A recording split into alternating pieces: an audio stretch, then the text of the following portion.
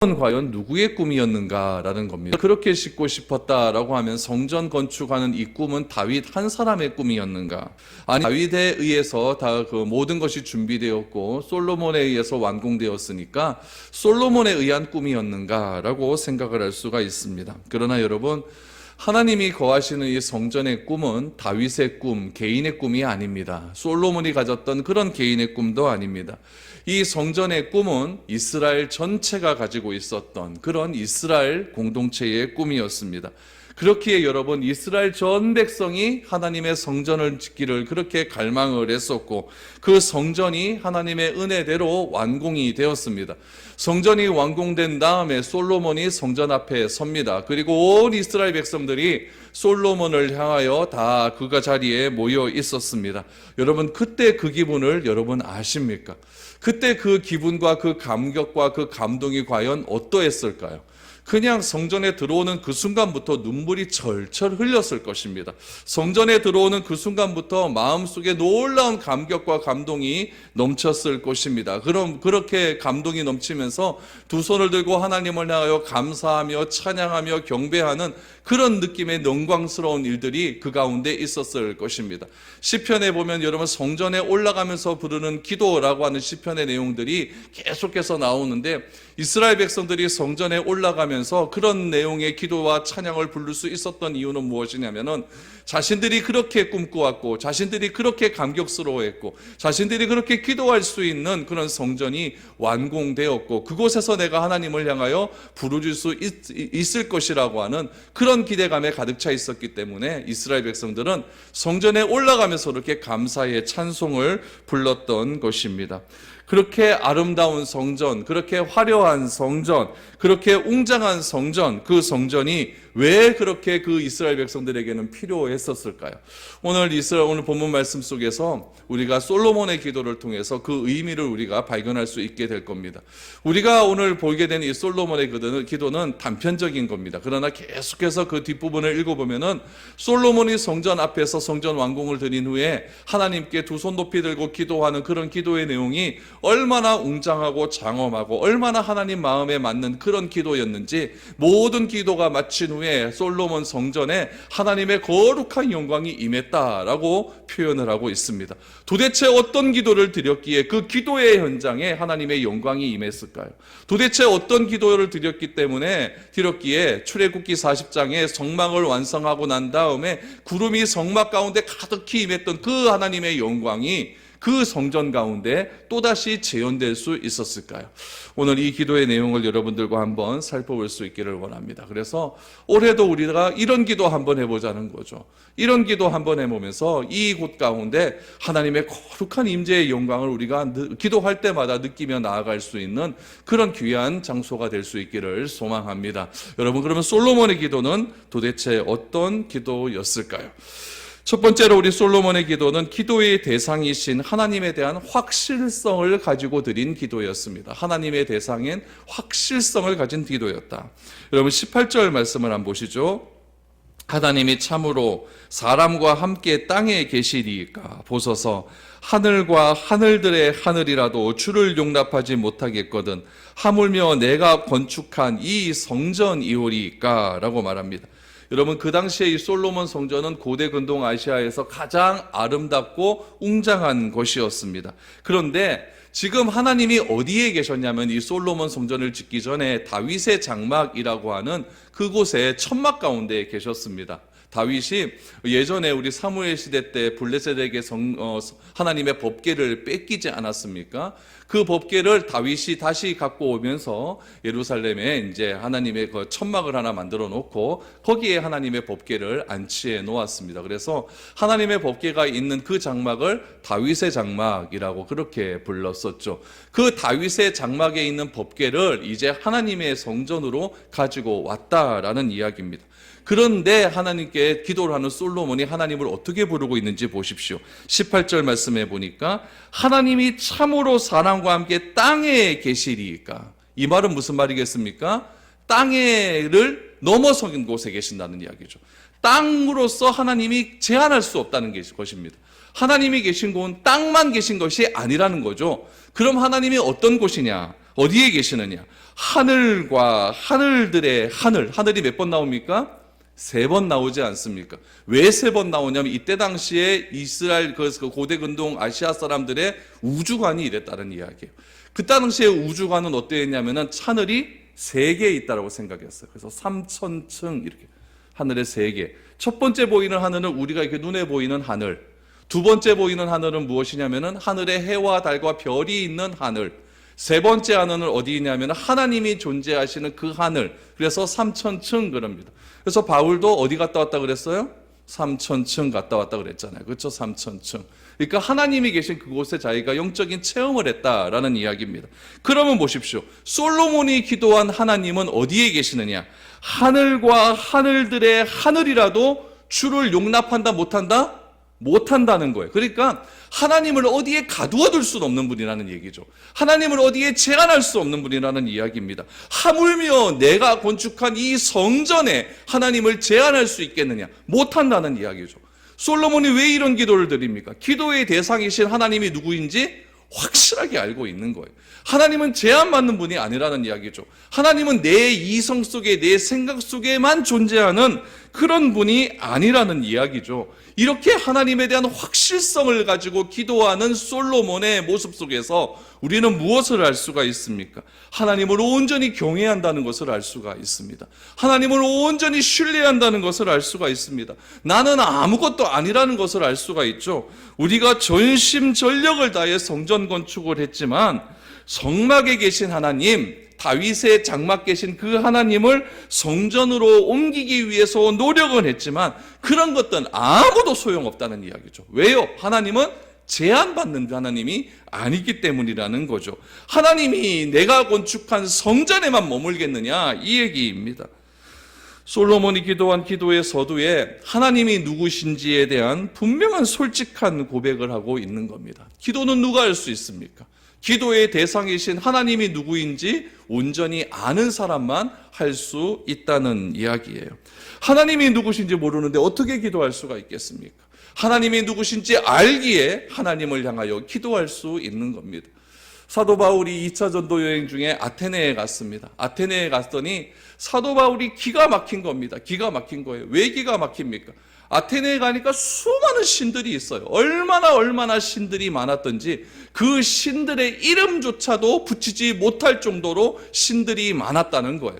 아테네 사람들은 그렇게 이야기합니다. 예수 그리스도, 십자가에서 죽고 십자가에서 다시 부활하신 그 예수 그리스도도 하나의 신으로 생각을 했는데, 자기들이 믿는 신으로 생각했는데 그 예수님을 뭐라고 이야기하냐면 이름도 모르는 신이라고 얘기합니다. 이름도 모르는 신. 얼마나 신들이 많았으면 이름 짓기조차도 여러분 힘들었겠습니까? 바울은 아테네 광장에서 그렇게 외칩니다. 너희가 말하는 이름도 모르는 그 신이 우리를 위하여 십자가에 못 박혀 죽으시고 3일 만에 부활하신 이 세상을 창조하신 창조주 하나님이라고 담대하게 그 우상의 거리에서 외칠 수 있었다는 이야기죠. 왜 바울이 그렇게 외칠 수 있었습니까? 하나님이 누군지 알기 때문에 그래요. 예수 그리스도가 누군지 확실하게 알기 때문에 그래요. 복음이 무엇인지 알기 때문이라는 이야기죠. 십자가가 무엇인지 부활이 무엇인지를 분명히 알았기 때문에 바울은 우상의 거리였던 아테네에서 그렇게 담대하게 외칠 수 있었다는 이야기입니다. 세상 사람들은 어디에 기도해야 되는지 모르고 기도를 합니다. 새해 되면 기도하러 어디에 갑니까? 저기 일출 보러 가요. 해돋이 보고 일출 보러 갑니다. 동해로 몰려들면서 떠오르는 해를 보면서 뭐 합니까? 기도하지 않습니까? 해를 보면서 울면서 기도를 합니다. 얼마나 어리석습니까? 여러분, 그 태양이 우리의 기도를 듣습니까? 그 떠오르는 태양이 우리의 기도를 응답합니까? 우리가 기도의 자리에 앉아 있는 까닭은 하나님이 누구신지 알기 때문에 기도의 자리에 오는 겁니다. 우리가 예배의 자리에 오는 까닭은 예배의 대상이 누구인지 알기 때문에 올 수 있다는 이야기예요. 그러므로 하나님이 누구신지 아는 것만큼 우리의 기도의 대상이고 우리의 경배의 대상이고 우리의 예배의 대상이신 하나님이 누군지 아는 것만큼 우리는 기도할 수 있다는 이야기죠. 솔로몬은 이야기합니다. 솔로몬 뭐라고 기도합니까? 하늘이라도 하나님을 용납하지 못하겠거늘 내가 건축한 이 건물에 하나님께서 거하시겠느냐? 아니라는 이야기입니다. 하나님은 장엄하게 이 모든 우주 만물을 다스리시고 이 우주 만물을 통치하시고 이 우주 만물 가운데 계셔서 우리의 기도를 들으시는 분이라고 솔로몬은 그렇게 고백하고 있다는 이야기입니다. 올 한 해 여러분들이 기도할 때 이런 기도의 고백이 나올 수 있기를 원합니다. 하나님은 온 천지 만물을 다스리시는 그런 하나님이시다. 하나님에 대한 이런 확실성을 가지고 기도하는 것이 중요하다라는 이야기입니다. 두 번째 기도는 무엇입니까? 민족에 대한 회개의 기도를 하기 시작합니다. 민족에 대한 회개의 기도. 여러분 20절과 21절 말씀을 보시죠. 주께서 전에 말씀하시기를 내 이름을 거기에 두리라 하신 곳이 이 성전을 향하여 주의 눈이 주야로 보시오며 종이 이곳을 향하여 비는 기도를 들으시옵소서. 주의 종과 주의 백성 이스라엘이 이곳을 향하여 기도할 때에 주는 그 간구함을 들으시되 주께서 계신 곳 하늘에서 들으시고 들으시사 사하여 주시옵소서라고 말합니다. 기도는 어디에서부터 시작이 됩니까? 하나님이 누구신지 아는 것에서부터 시작이 됩니다. 하나님이 누구신지 알아야 바른 기도가 시작이 됩니다. 하나님이 누구신지 아는 자의 기도의 우선순위는 다르기 때문에 그렇습니다. 기도의 우선순위가 무엇입니까? 오늘 솔로몬이 드리는 29절, 21절 말씀해 보니까 하늘에서 들으시고 뭐 해달라? 사하여 달라라고 하는 기도를 하고 있는 겁니다. 하나님이 그냥 내 소원 들어주시는 하나님이 아니라 하나님이 그냥 무슨 도깨비 방망이와 같은 그런 존재가 아니라 하나님은 만물 위에 이 우주 위에 충만하신 하나님이기 때문에 그 하나님께 내가 기도하며 하나님께 겸손히 나아갈 때에 부르짖어 기도할 때에 그 모든 우주 만물을 창조하신 그 하나님께서는 내 죄를 우리 공동체의 우리 민족의 죄를 사할 수 있는 능력이 있다는 것을 알게 된다는 이야기입니다. 여러분 우리는 우리 죄를 위한 용서의 기도를 해야 됩니다. 회개의 기도를 해야 됩니다. 그래서 나의 죄를 사하여 달라고 한 기도도 해야겠지만 내가 속해 있는 이 교회, 내가 속해 있는 이 나라와 이 민족의 죄를 사하여 달라는 기도도 동일하게 해야 된다는 이야기입니다. 여러분 무슨 일이 일어날지 모릅니다. 내가 부르짖어 기도해야 되는 까닭은 이 나라와 이 민족이 짙은 어둠과 같은 속에서 다니기에 한 치 앞도 내다볼 수 없는 상황이기에 민족의 죄를 사해달라고 그렇게 기도해야 된다는 이야기입니다. 특히 우리가 살고 있는 이 대한민국이라는 나라는 동족산장의 전쟁을 통해서 얼마나 많은 피가 흘린 그 땅입니까? 아직까지도 그 피에 대한 분노가 사라지지 않았고 그 피에 대한 원한이 사라지지 않았고 그 피에 대한 상처 때문에 둘이 하나 되지 못하는 그런 민족의 아픔이 있는 곳이 우리가 살고 있는 이 대한민국 아니겠습니까? 남북 간의 갈등만 그렇습니까? 남한 내에서의 갈등은 어떻습니까? 동쪽과 서쪽의 갈등은 어떻습니까? 기성세대와 그냥 우리 다음 세대가의 갈등은 도대체 어떻습니까? 이념과의 갈등은 어떻습니까? 이 민족의 갈등은 도대체 어디서 어떻게 풀어야 합니까? 여러분 그리스도인들의 기도, 믿는 자들의 기도, 이 믿는 자들이 부르짖어 하나님께 간절히 기도하는 그 기도가 이 나라와 이 민족을 하나 될 수 있는 귀한 동력이 된다는 것을 오늘 이 솔로몬은 알고 있었다는 이야기입니다. 여러분 우리가 우리의 죄를 위하여서 우리가 간절히 기도하는 것도 중요하겠지만은 더 나아가서 나만을 위해 기도하는 것이 아니라 내가 속한 이 교회를 하나님이 교회의 잘못을 용서하여 주시옵소서. 내가 속한 이 나라의 잘못을 용서하여 주시옵소서. 이 교회와 이 나라의 잘못된 상처를 우리 하나님 치유하여 주시옵소서. 이런 공동체를 향한 간절한 기도가 우리 가운데 넘쳐날 때에 이 나라, 이 민족, 이 교회는 하나 될 수가 있는 것입니다. 여러분 나만 하는 나를 위해서만 기도해서 탈피하라는 이야기예요. 오로지 나 중심의 기도에서는 이제는 좀 넘어서라는 이야기입니다. 좀 성숙한 그리스도인, 좀 어른스러운 그리스도인이 되었다라고 하는 것은 나만을 생각하는 것이 아니라 이제는 남을 생각하고 이제는 우리를 생각할 줄 아는 것이고 이제는 이 나라를 생각할 줄 아는 그런 성숙한 생각이 우리 가운데 들어올 때에 나만에 갇혀있는 그런 기도에서 넘어설 수가 있다는 이야기입니다. 여러분 우리라고 하는 것을 귀하게 여기십시오. 귀하게 여기십시오. 여러분 우리가 되지 않을 때에 어떻게 교회가 될 수가 있겠습니까? 우리가 하나 되지 않을 때에 어떻게 교회가 될 수가 있겠습니까? 간절히 기도하십시오. 하나님 이 교회의 죄를 사하여 주옵소서. 이 민족의 죄를 사하여 주옵소서. 그럴 때 하나님 우리가 하나 될 수 있는 겁니다. 간절히 기도할 수 있는 그런 우리가 될 수 있기를 소망합니다. 세 번째로 솔로몬이 부르짖는 세 번째 기도는 무엇입니까? 이 땅에 정의를 새롭게 해달라라고 하는 기도입니다. 정의를 위한 기도입니다. 여러분 22절 23절을 보십시오. 만일 어떤 사람이 그의 이웃에게 범죄함으로 맹세시킴을 받고 그가 와서 이 성전에 있는 주의 제단 앞에서 맹세하거든 주는 하늘에서 들으시고 행하시되 주의 종들을 심판하사 악한 자의 죄를 정하여 그의 행위대로 그의 머리에 돌리시고 공의로운 자를 의롭다 하사 그 의로운 대로 갚으시옵소서라고 말합니다. 여러분 솔로몬은 이 땅에 공의와 정의가 새로워질 수 있도록 그렇게 간절히 하나님께 기도를 합니다. 여러분 우리 개인의 기도가 아무리 급하다 할지라도 이 나라의 정의와 질서를 위한 기도가 빠지면 안 됩니다. 이 교회의 정의와 질서가 여러분 빠지는 그런 기도를 해서는 안 된다는 이야기입니다. 여러분 하나님을 아버지라 부르는 그리스도인들의 기도가 이 땅의 종교인들이 하는 기도와 어떤 차이가 있겠습니까? 여러분 수많은 종교들이 존재합니다. 수많은 종교인들이 존재합니다. 여러분 믿음은 우리만 갖고 있는 것이 아니라 세상의 모든 사람은 다 자기만의 믿음을 가지고 있습니다. 그 믿음을 가지고 있는 사람이 그 믿음의 대상을 향하여 간절히 기도를 합니다. 무섭게 기도를 합니다. 신을 믿지 않는 무신론자들도 그렇게 간절히 기도를 합니다. 그럼 여러분 그들의 기도는 도대체 어떤 기도이겠습니까? 딱 한 가지입니다. 다 나를 위한 기도입니다. 나를 위한 기도예요. 자기중심적인 기도예요. 그러나 하나님께서 우리를 자녀로 부르신 까닭이 무엇이 있겠습니까? 하나님께서 우리를 자녀로 부르셔서 어떤 기도를 하라고 가르치고 있습니까? 어떤 기도를 하기를 원하시고 있습니까? 바로 이 땅에, 이 교회에 정의와 공의가 회복되기를 원하는 기도를 간절히 구하고 있다는 이야기입니다. 그 일을 위해서 하나님은 우리를 자녀로 불러주셨다는 이야기입니다. 우리에게 있는 급한 문제는 하나님이 간섭하시면 금방 해결될 줄 믿으시기를 바랍니다. 내 문제는 하나님이 간섭하시면 해결이 됩니다.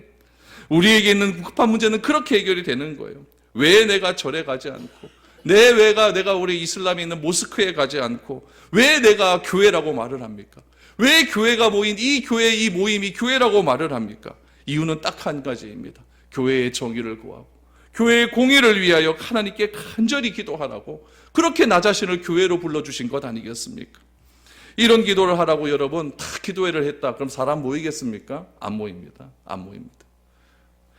하나님의 음성을 듣는 법, 하나님의 기도가 응답되는 법, 무슨 바라봄의 법칙, 번영을 위한 기도, 자녀 대학 가는 법, 또 무조건 응답받는 기도, 이런 기도하자면 사람들이 모여요. 그러나 내 자신의 문제가 해결되는 기도를 하자고 하면 모이지만 이 땅의 공의를 위한 기도, 이 민족의 죄를 사하여 달라고 하는 기도를 하자고 하면 누가 부르짖어 피를 쏟으며 기도하겠습니까? 어쩌다가 교회가 이 기전까지 왔겠습니까? 어쩌다 교회가 교회 세상으로부터 손가락질 받는 지경에까지 이르렀겠습니까? 도대체 교회가 무슨 기도를 그렇게 했길래 이렇게 되었겠습니까? 우리 이런 얘기 많이 하잖아요. 뭔가 해결되려면 산기도 가서 나무 뿌리 하나 뽑아봐야 된다라고 말을 하지 않습니까? 그렇게 간절히 기도를 했는데 왜 교회는 그렇게 세상으로부터 바르게 되지 못하고 손가락질 받는 그런 교회가 될 수밖에 없었을까요? 이유는 딱 한 가지입니다. 기도가 잘못되었기 때문에 그렇습니다. 공의를 위한 기도, 정의를 위한 기도가 되지 않았기 때문에 그렇습니다. 여러분 목사님들 모인 자리에 가서 기도를 합니다. 두 손 높이 들고 이 나라 이 민족의 신사참배를 위해서 기도하자. 우상 공산주의자들 앞에서 무릎 꿇고 자기 목숨 구하려고 그렇게 하나님의 신앙을 버렸던 그런 자들을 위해서 우리 회개 기도하자. 그럼 여러분 기도가 되는 줄 압니까? 3분을 못 넘어갑니다. 그런데 자기 교회 부흥을 위해서 사람 모아달라고 하는 기도, 그런 기도를 하면 피를 토하고 기도를 합니다. 도대체 무엇이 잘못되었을까요? 여러분 하나님은 그런 것들보다 중요한 것은 무엇이냐면은 이 땅의 정의와 공의, 이 교회의 정의와 공의가 그래서 중요하다고 합니다. 여러분 성경을 한번 찾아보시죠. 이사야 48장 18절 말씀입니다. 우리 같이 한번 읽어보죠. 시작. 내가 나의 명령에 주의하였더라면 내 평강이 강과 같았겠고 내 공의가 바다 물결 같았을 것이며 라고 말합니다. 무슨 말입니까? 내가 나의 명령에 주의하였더라면, 다시 말하면 우리가 바른 기도했더라면, 하나님의 명령에 맞는 그런 기도했더라면, 하나님의 뜻에 맞는 기도를 했더라면 어떻게 된다고요? 평강이 강같이 넘쳤을 것이고, 공의가 무엇과 같다? 바다와 같을 것이다. 물이 바다를 넘친같이 여호와의 영광을 인정하는 것이 온 세상 가운데 일어날 것이다. 이사야 선지자는 그렇게 기도하라라고 말을 합니다. 또 뒤를 보십시오. 이사야 51장 4절입니다. 같이 읽죠. 시작. 내 백성이여 내게 주의하라. 내 나라여 내게 귀를 기울이라. 이는 율법이 내게서부터 나갈 것임이라. 내가 내 공의를 만민의 빛으로 세우리라. 하나님은 이 땅에 무엇을 세우기를 원하고 있습니까? 공의를 세우기를 원하는 겁니다. 교회가 세상과 타협하고 이 나라가 세상과 타협해서 그냥 세상의 방법대로 흘러나가는 그런 교회가 아니라, 그런 나라가 아니라 하나님의 공의가 만민의 빛으로 세워지는 그런 교회, 그런 나라를 원하고 있다는 이야기입니다. 하나님은 이 땅에 공의와 정의가 임하기를 원하고 있습니다. 하나님은 이 교회 가운데 정의와 공의가 임하기를 원하고 있는 거예요. 그래서 하나님은 우리에게 자신이 어떤 존재인지를 보여주십니다. 어떻게 보여주셨습니까? 이사야 57장 12절 말씀을 보시죠. 시작. 내 공의를 내가 보이리라. 내가 행하는 일이 내게 무익하니라. 사람들이 하는 일은 하나도 유익한 것이 없다는 이야기예요. 우리가 해야 할 일은 무엇입니까? 하나님의 공의를 우리에게 보여주셨다고 한다면 그 공의대로 실천하라는 이야기입니다.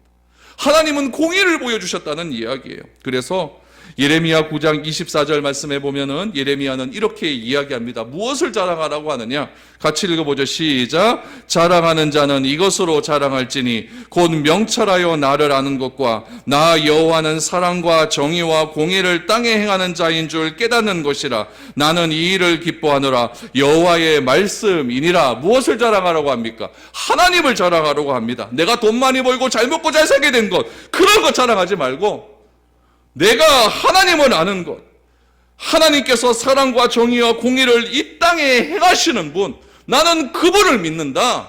그분을 믿는 그 믿음을 자랑하라는 이야기입니다. 하나님을 바로 알고 하나님이 누구신지 아는 것, 우리의 인생의 자랑거리가 바로 하나님을 아는 것이라고 말하지 않습니까? 호세아 선지자는 그래서 그렇게 외치지 않습니까? 왜 이 땅이 망하느냐? 여호와라는 지식이 없기 때문에 망한다고 하지 않습니까? 왜 교회가 망합니까? 왜 이 나라가 망합니까? 왜 이 나라가 자꾸 힘들어지고 있습니까? 왜 교회가 힘들어집니까? 하나님을 아는 지식이 없기 때문에 그런 겁니다. 다른 거 없습니다. 다른 거 없습니다. 돈이 없어 망합니까? 아닙니다. 아닙니다. 내가 큰 교회 다니는 것이 자랑입니까? 내가 큰 교회 다니면서 직분 받는 것이 자랑입니까? 여러분, 그렇게 믿으려고 하면 다 큰 교회 가십시오. 하나님을 믿는 것은, 내가 자랑해야 되는 것은 그것 갖고 자랑하는 것이 아니라 하나님은 이 땅에 정의와 공의를 실현하는 분이다. 그 정의와 공의를 실현하는 분을 나는 믿고 있다. 그거를 당당하게 내가 내세우는 것. 여러분, 그것이 예수 믿는 겁니다. 그걸 자랑해야 되는 겁니다. 하나님을 아는 것이 우리의 자랑이기를 원합니다. 오직 그것이 우리의 자랑이어야 됩니다. 솔로몬이 성전을 봉헌하고 백성들을 지금 마주하고 있습니다. 그러면서 무릎을 꿇습니다. 그리고 하나님께 두 손을 높이 듭니다. 그리고 간절히 기도합니다. 여러분, 하나님 앞에서 무릎을 꿇고 하나님 앞에서 두 손을 높이 든다는 것은 무슨 의미를 가지고 있습니까? 항복하겠습니다. 항복하겠습니다. 겸손히 하나님께 나아가겠습니다. 그런 의미 아니겠습니까?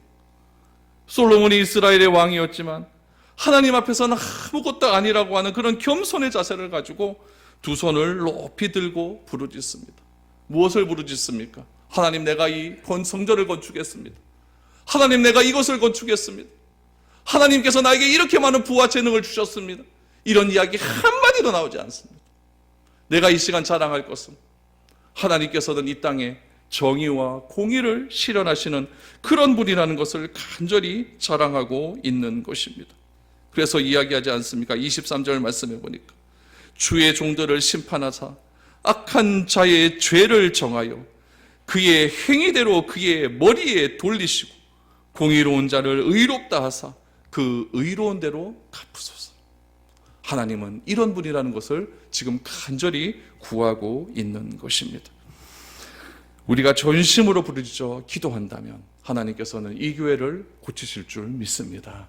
우리가 간절히 하나님께 기도한다면 이 교회는 하나 될 줄 믿습니다.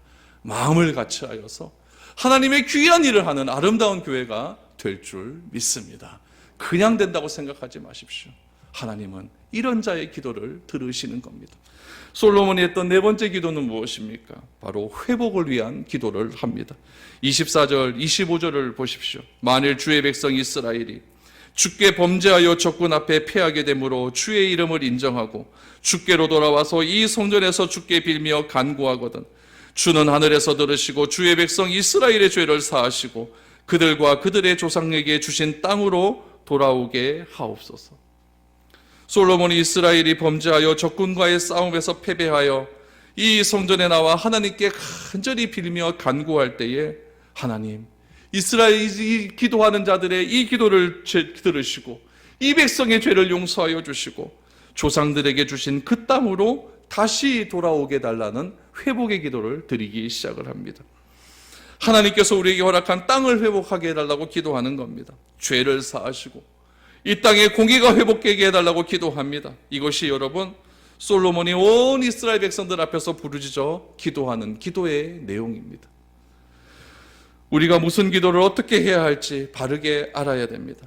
성령의 가르침대로 기도하지 않는다면 우리는 내 마음대로 기도할 수밖에 없는 겁니다. 성령의 능력대로 기도하지 않는다면 우리는 자기중심적인 기도만 하게 될 겁니다. 나의 것만 구할 것입니다.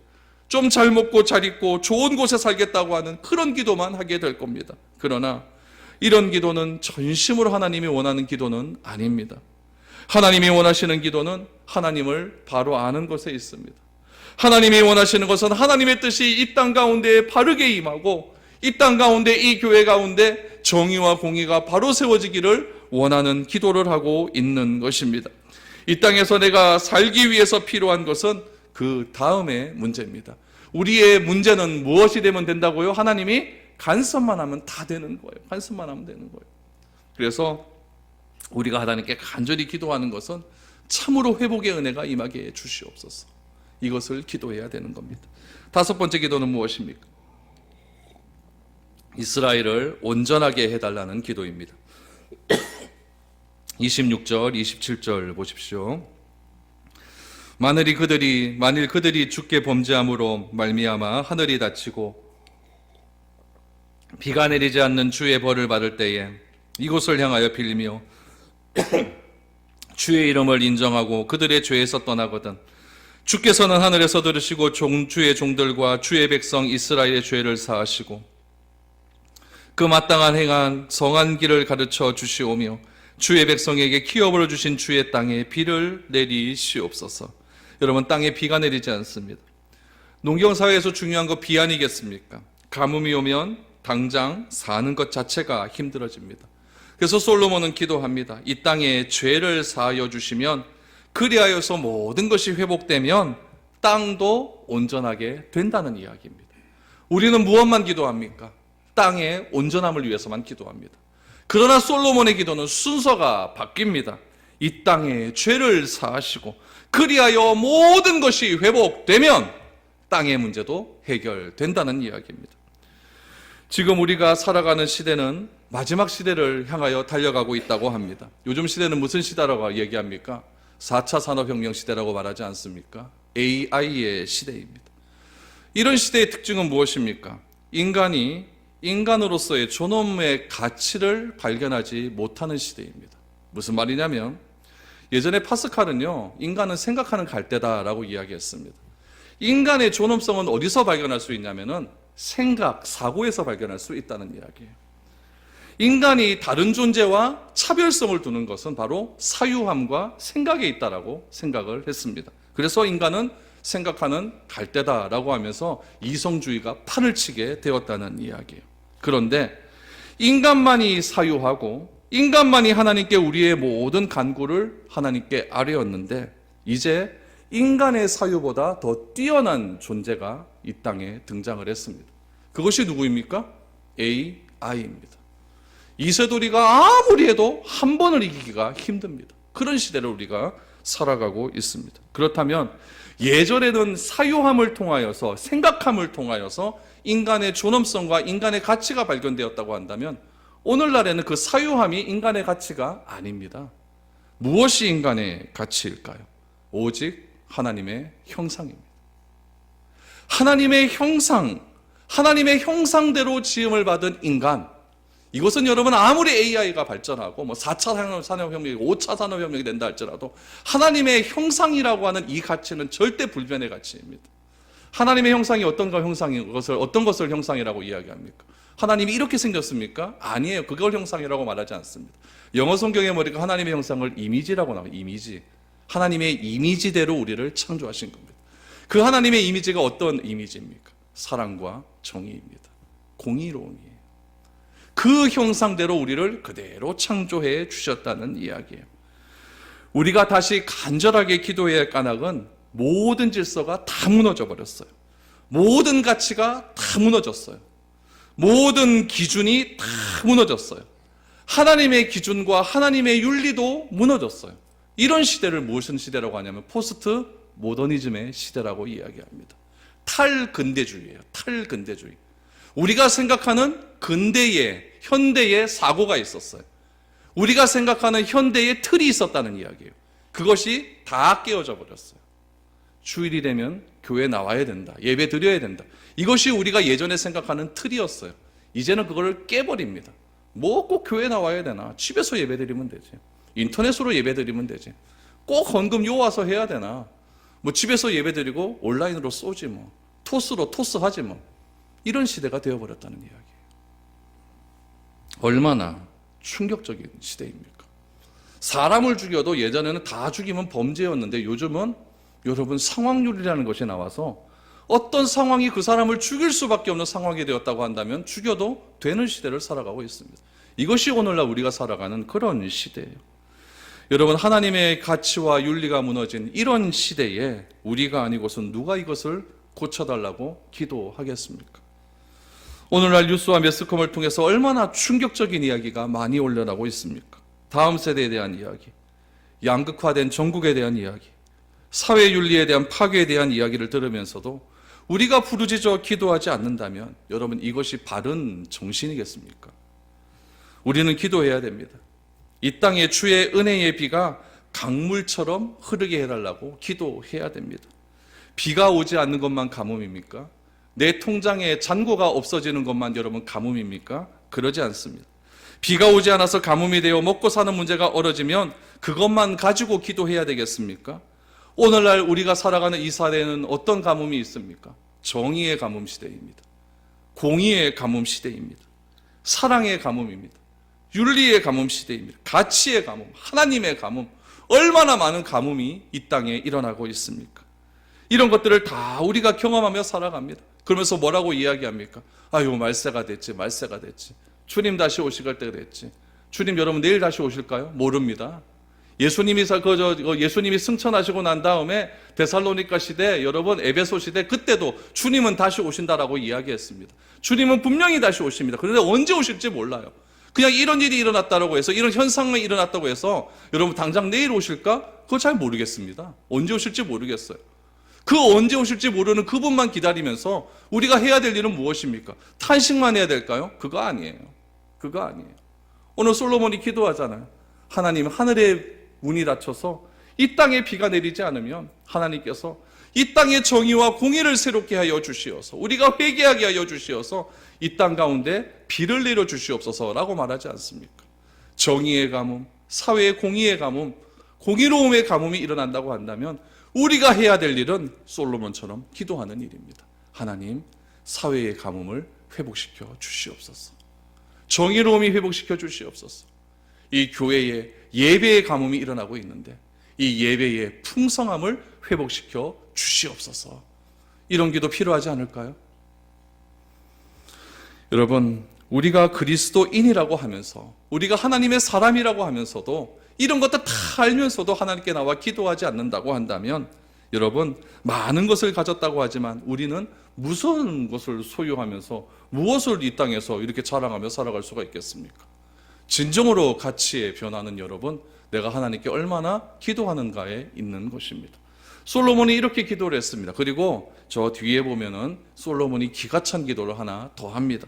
여러분 32절 33절을 보십시오. 우리 같이 한번 읽어보겠습니다. 시작. 주의 백성 이스라엘에 속하지 않는 이방인에 대하여도 그들이 주의 큰 이름과 능한 손과 펴신 팔을 위하여 먼 지방에 와서 이 성전을 향하여 기도하거든 주는 계신 곳 하늘에서 들으시고 모든 이방인이 주께 부르짖는 대로 이루사 땅의 만민이 주의 이름을 알고 주의 백성 이스라엘처럼 경외하게 하시오며 또 내가 건축한 이 성전을 주의 이름으로 일컫는 줄을 알게 하옵소서. 아멘. 나만 잘 먹고 잘 살겠다는 것, 내 가족, 내 교회, 내 민족만 잘 살겠다고 하는 것이 아니라 혹시라도 이방인들이 먼 곳에서 와서 이곳에 와서 기도할 때에 하나님께서 하늘에서 들으시고 이방인들이 부르짖는 대로 이루어 주셔서 이 부르짖는 그 사람들이 하나님을 바로 알고 주의 백성 이스라엘처럼 하나님을 경외하게 하여 주시옵소서.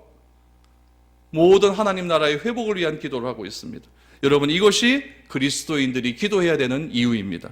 집에서 기도해도 되고 하나님 들으시고 직장에서 기도해도 하나님이 들으십니다. 그러나 솔로몬은 모든 백성들이 이방인들까지 하나님이 계신 이 성전에 와서 부르짖어 기도할 때에 성전에서의 기도를 들으시고 죄를 사하여달라고 기도할 때에 하나님께서는 그 기도를 들어주시어서 이 땅을 새롭게 하여 주옵소서. 이 교회를 새롭게 하여 주시옵소서. 그리하여 우리도 새롭게 되게 하여 주옵소서 라고 간절히 기도했다는 겁니다. 이번 주 설입니다. 명절에 모여서 우리가 사는 나라 욕하지 마시고 이러면 되니 안 되니 욕하지 마시고 불평불만하지 마시고 뭐 하라고요? 기도하십시오. 모인 사람 중에 누구 한 사람이라도 그런 말 나오면 야 됐다 모이자 기도하자. 이번 주 설교 이렇게 들었다. 휴대폰 딱 틀어놓고 우리 설교 듣고 기도하자. 그런 기도가 넘쳐날 수 있기를 축복합니다. 그럴 때 나라는 새로워지고 교회는 새로워지고 우리는 새로워질 수 있는 겁니다. 이런 기도의 능력이 우리 삶 속에서 날마다 더해질 수 있기를 주님의 이름으로 축복드립니다.